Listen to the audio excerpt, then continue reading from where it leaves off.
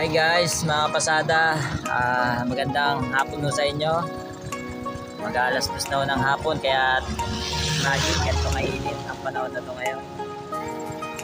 So mga kapasada, ingat po tayo at pusong histro kahit paano sa magagandang panahon kailangan natin uminom lagi ng tubig. Kaya nga muna tayo guys. Ay naka. Ito nga pala ang aming katedral dito sa Imus Town. Ito ang aming sentro ng Imus. Ito ang Imus Park. So ito po yung aking lugar kung saan ako pinanganak. Ito naman po ang aming katedral. Hello guys, magandang hapon. So pahinga muna tayo kasi napakainit ng panahon at medyo wala namang pasahero.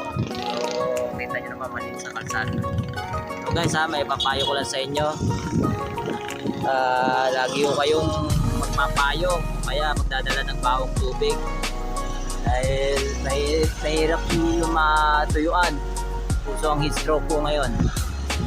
So yan ang aking magandang lugar sa Imus guys. Yan. So lagi kayo mag-ingat guys lalo na ganitong panahon, napakainit tekang araw. So ingat lang lagi guys.